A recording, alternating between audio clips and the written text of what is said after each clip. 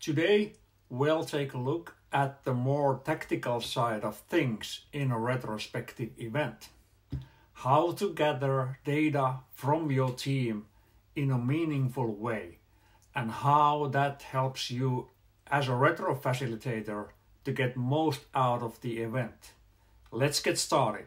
In my previous video, we discussed retrospectives, an event where you and your team reflect about past events and try to improve your ways of working in the future. Retros are a major part of team's continuous improvement process. In the retro, the team takes a look at what has happened in the team lately, like a past sprint of few weeks' time. If you follow Scrum by the book, it guides a Scrum team to reflect the ending sprint. And this event is called Sprint Retrospective. And it is easiest done when asking the team the following 3 questions like: what went well in the ending sprint? What did not go well in the ending sprint? And how we can improve in the next sprint. These questions get the job done, and you will surely get some good team reflections. For a new team who is just starting out with Scrum and running retros in the regular cadence, this retro pattern with these questions are perfectly fine. But if your team has been doing Scrum for a while and these questions are repeated sprint after sprint, there's no wonder that the team gets eventually bored.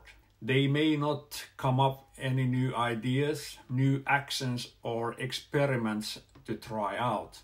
Even worse, they could stop running retros completely because they feel it is just waste of time. Continuous improvement is essential for the team and your company. Competition in business is hard, and better teams is a competitive advantage. Also, I think every team member enjoys working in a high-performing team more than in a low-performing one. So if you, as a Scrum Master, an agile coach, or a retro facilitator, know some patterns on how to run engaging retrospectives, you can help the team and commit to continuous improvement. To learn just a few retrospective patterns help you get started in the journey for more engaging retros. First, you must think of what the topic of the retro is all about. If it's about the ending sprint, make sure you have hard facts to present to the team. Instead of asking the team the standard 3 questions, what went well, what did not go well, how we can improve, you can ask differently. So how you ask these questions is a great way to gather views from all team members, also from the more silent ones. The intention is to challenge your team to think differently. I will now present my favorite retro patterns. The first pattern we'll look at is the start, stop, continue pattern. This is a simple and straightforward way to reflect on your team's work. Start by asking team members to share what they would like to start doing, stop doing, or continue doing in the future. This can be a great way to identify small actionable steps that the team can take to improve. Next, we have the 4Ls pattern.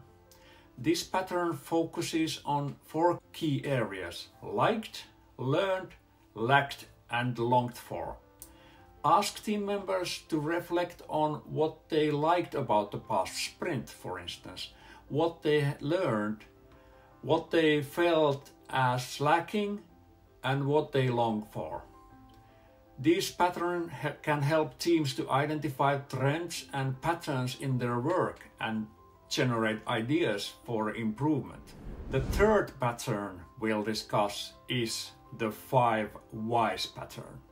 This pattern is based on the idea that by asking why repeatedly, you can get to the root cause of a problem. Start by identifying a problem or a challenge that the team faced, and then ask why until you reach to the root cause of the problem. This can help teams to identify the underlying causes of the problem and come up with the more targeted solutions. Note, it does not have to be just 5 whys. You can continue until you cannot dig any deeper. Remember the story about 3 little pigs and a big bad wolf? If you remember, the 3 pigs built houses of bricks, wood and straws. The 4th pattern is called 3 little pigs. You can ask team members to share their views, which team behaviors they can identify being in these different houses and discuss about their findings. The pattern number 5 is the sailboat retro. Imagine you are sailing in open sea with your team. You want to sail to a tropical paradise island, and you are going to face positive and negative things along your journey. You ask the team which are those things pushing you forward, like the wind, which keep you still and you cannot move forward, and that is the anchor. Are there any rocks that can crash your boat? And what the target of the team is, where we are heading towards. This is a retro pattern that helps you and your team thinking about their current state and then plan forward to desired state. Finally, we have the glad, sad, mad pattern. This pattern is focused on team members' emotions and experiences. You can ask team members to share something they were glad about, something they were sad about, and something that they were mad about in the past sprint or in general.